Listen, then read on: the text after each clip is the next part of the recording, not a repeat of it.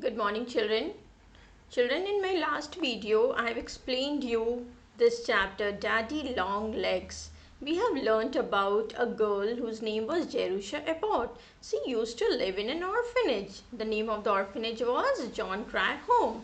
And there was one matron, her name was Mrs. Lippett. So she tells her that one trustee is there in the orphanage. He wants to send her to the college, but there is one condition, that it's not condition, it is his wish, that she has to write a letter to him every month, like progress of her studies, description of the college, about her lessons, anything. So she was so happy that she's going to college now, and she has never ride in a train, but she got a chance to ride in the train of 3 to 4 hours journey was there. So when she reached college, she was so confused because the college was so big. She started writing a letter to him, but children, her name was given as John Smith. It was not his real name of that trustee. I'm talking about the trustee, okay? But Mrs. Leopard told her that you can write a letter addressing Mr. John Smith. And she also told her before going that you have to be very respectful and you have to behave well towards this person. Why? Because he is doing so much for you. And Jerusha Abbott, she only knows three things about this person: that is tall, he is rich, and he hates girls. It's not actually like that he hates girls, but the condition is, the situation is like this: he has only sent boys to the college till now, and this is the first time when a girl is going to the college. So she thinks like this, that maybe he hates girls. So she started writing a letter to him, and she tells about her college, that it is very big, it's so confusing that when I go out of the room, it's very difficult to find my room again because so many rooms are there. And she also tells the rules, that every time bell rings, we have to do something with the bell. We have to eat, sleep, do our studies, and etc. So we have read this story, so let's do the book exercise now. First we will do reading comprehension. Number A is you have to take T for true and F for false for these sentences. Number 1, Jerusha had never traveled in a train before. Yes, children, we have learned that she has never traveled in a train before, and when she was going to college, she got the first time she got a chance to travel. So it is true. The trustee is tall and rich. Yes, she knows three things about him: he is tall, rich, and hates girls. So it is also true. Jerusha finds it odd to be writing a letter to her trustee who she doesn't know at all. Yes, children, it's so odd, it's so strange to write a letter to someone you don't know. Okay, so she also finds it odd. So true. The trustee taking an interest in Jerusha's education makes her feel angry. No, not at all. She was so happy that she is going to the college for further studies. Jerusha obeys the rules in her college. Yes, she was a very good girl. She was obeying rules in the orphanage also, and so in college also. Now answer these questions. What does Jerusha think a great deal about all summer?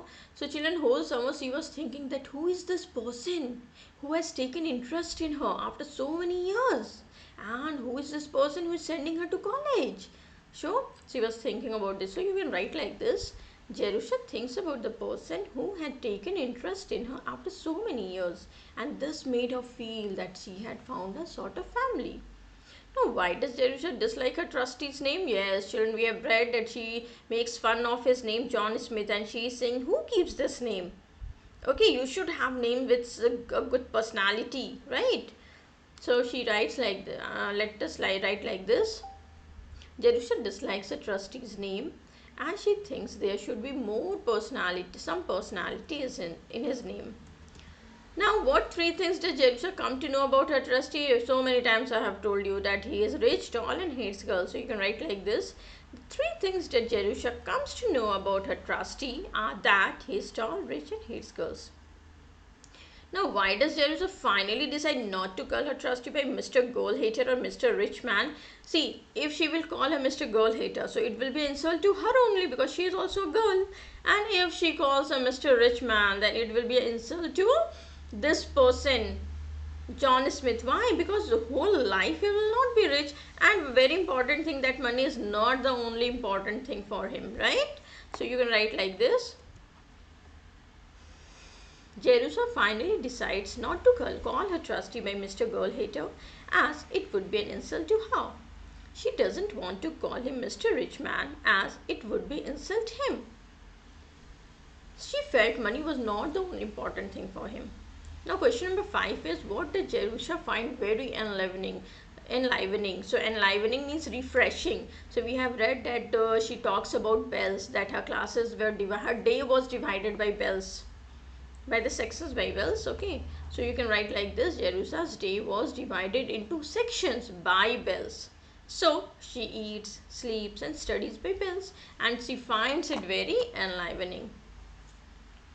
Now read this line and answer the questions that follow. It's just a private pet name. We won't tell Mrs. Leppert about. So children, we know that she gave him name as Daddy Long Legs. Okay, so she's saying that we will not tell about this to Mrs. Leppert. Why? Because Mrs. Leppert has said that you have to be very respectful and behave well with this person. He is doing so much for you. So when she will get to know about this, that she is making fun of his name, so maybe she gets angry on her. So question number 1 is, what is the private pet name Jerusha refers to? So very simple answer. The private name that Jerusha refers to is Daddy Longlegs. And who is Mrs. Leppert? Mrs. Leppert is a matron at the John Grier home. That is the name of the orphanage. Why wouldn't Jerusha like to share the pet name with Mrs. Leppert? So Jerusha wouldn't like to share the pet name with Mrs. Leppert because she had told Jerusha to behave well and be very respectful towards John Smith. Now between the lines. So what kind of a girl do you think Jerusha is? Take the words you think can be used to describe her. So children, there are 6 words. You have to tell which word will suit Jerusha. Was she nervous? No, not at all. She was so confident. Was she friendly? Yes. So because she was talking so with comfort with John Smith.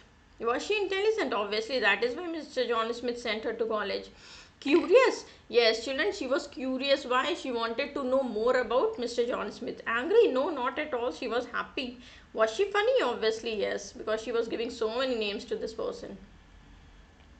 Now, let us learn pronouns. Read these sentences from the text. Note the words in blue. I travelled yesterday for 4 hours in a train. So I here stands for Jerusha, children.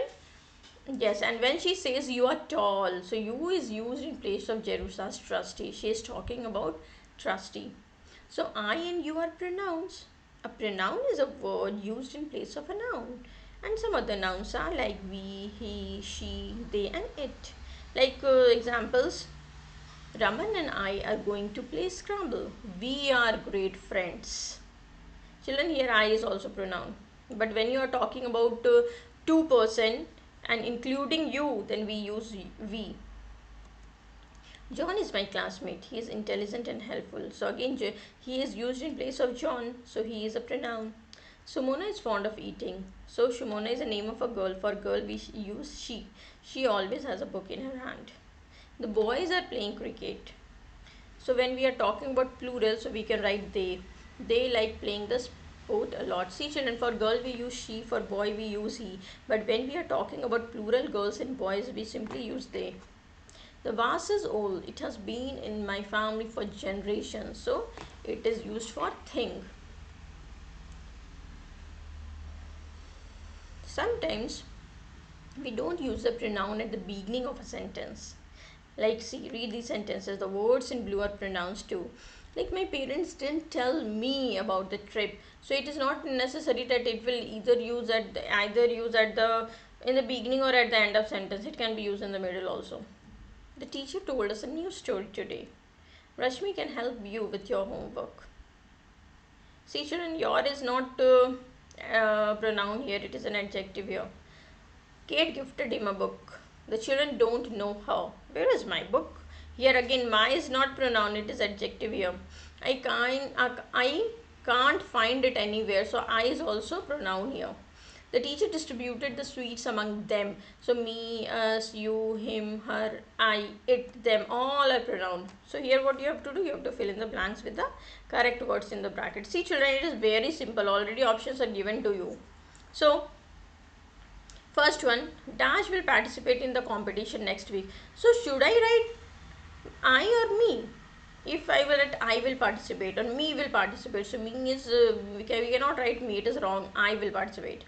Please lend this book to I or me. So obviously me. I we use in the first one, means beginning of the sentence, and we can use at the end of the sentence.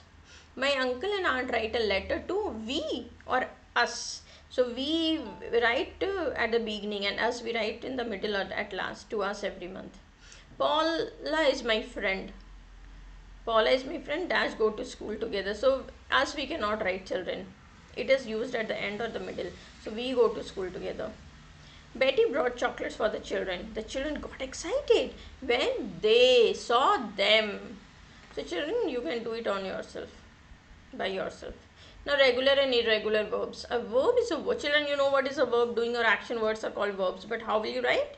A verb is a word that tells us about an action, an event or a state.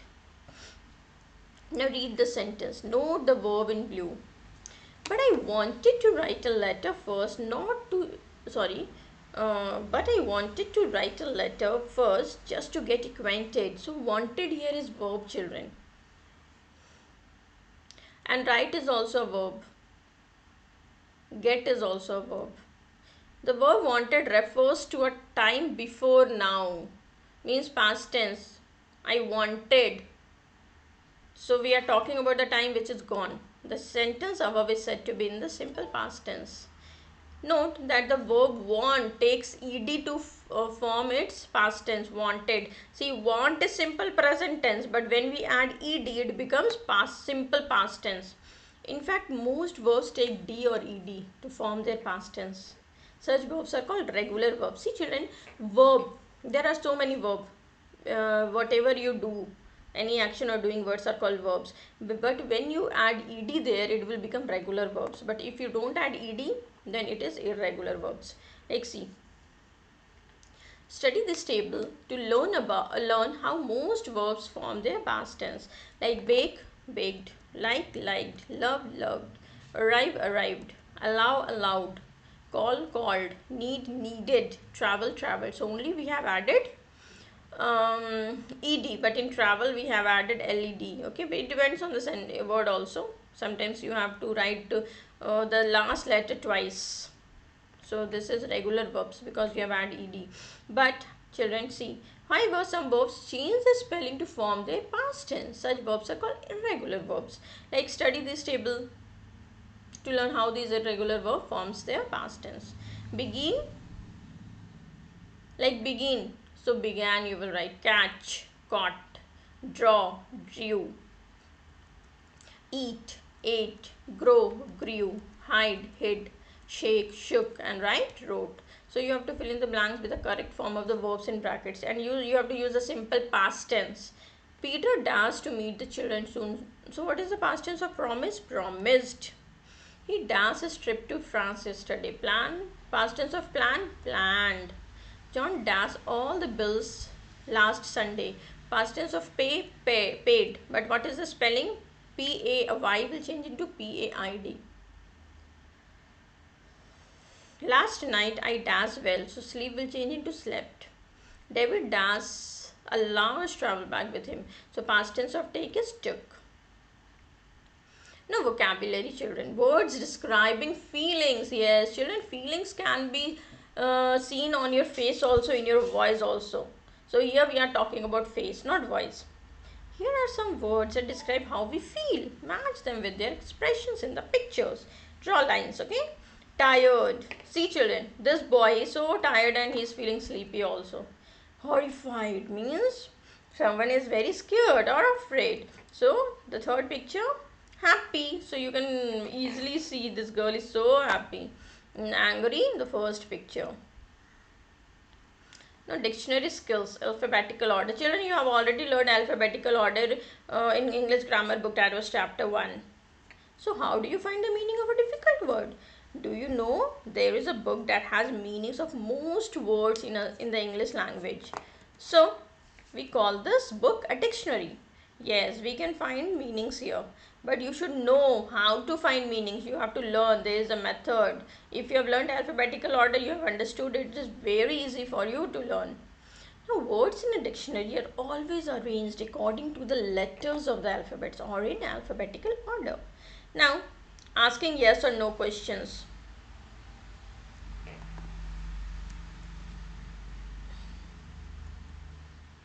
Play this game in pairs. Your teacher will give a word to one student in each pair. The other student will then ask yes or no questions to guess the word. The first student gives a yes or no reply to each question. The maximum number of questions that one asks is 10. So children, I think one page is missing from here. I have a book also. Okay, so there is one mistake here. See, after this page, we have this page. Okay, it is up and down. So, okay, we will read this, but let us read this before. This is an activity, children. Your teacher will say the sentence. You have to just reply yes or no. So, you can do this with your parents. You can play this. It is very simple. Your parent will ask you something. You just have to reply yes or no. That's it. If you have to find the words aunt and aunt, both of which begin with A, you will have to look for the second letters. Like see, both start with letter A. So obviously you will go to the second letter, that is N and U. So the word aunt will appear before the word aunt in a dictionary. Why? As the letter N comes before the letter U in the English alphabet. In aunt and aunt, A you will cut A. Second letter is N and U. So which letter comes first? N. So first you will write aunt and then aunt. Okay. Now number these words in the order in which you will find them in a dictionary. One has been done for you. Like abundant, it starts with letter A. So obviously we know first letter in the alphabet is A. Now next is, see, first read the letter words. Respectful, personality, interest, imagination and enlivening. So we can see that E comes first of all these. So we will write 2 number here. Then I comes, but see here, imagination and interest. So cut I. Then next letter is M and N. So we know M and O. So first M will be there and then N. The next is P and R, personality and respectful. So P comes first and then R. So children, you can do it on your own. It's very simple. Now writing, letter writing. In this chapter, you read a letter Jerusha wrote to her trustee. Remember that a letter to a family member or friend is written in a certain way. See children, we call it informal letter writing. You will learn this in grammar, don't worry. Study this sample letter and learn how you can write your letter. Children, in informal letter writing, first we write the address like it is written here, and address is written in 3 lines like this. First flat number or house number, whatever is there, you write. Okay, then you can write street or the locality of that place, and then you can write city and state with pin code. Leave one line and write date. Again leave one line and salutation. Dear friend, any name, dear mother, father, whatever you are writing. Then you have to write the body of the letter. Then this is the conclusion. Conclusion is the last one, and then you can write love and your name. So let's read this letter. I hope this letter finds you well. I wanted to share some news with you. Last week, I took part in an inter-school quiz. A total of 16 schools participated, and I represented my school. The quiz was based on general knowledge, and I won the first prize. Mom and Dad were so happy that day. Do write to me soon. I want to know how are you and whether you have made friends in your new school. Give my love to Uncle Greg, Aunt Annie and Little Dave.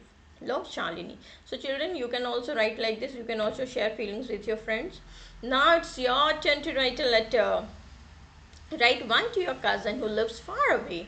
Share how you recently participated in a dance competition and won a prize. And one word limit is 80 to 100 words, children. Okay. So you can write like that only, which I have shown you. First you write the address, then date, then salutation, then body of the letter, and then salutation. Last you can write yours lovingly, whatever is your name.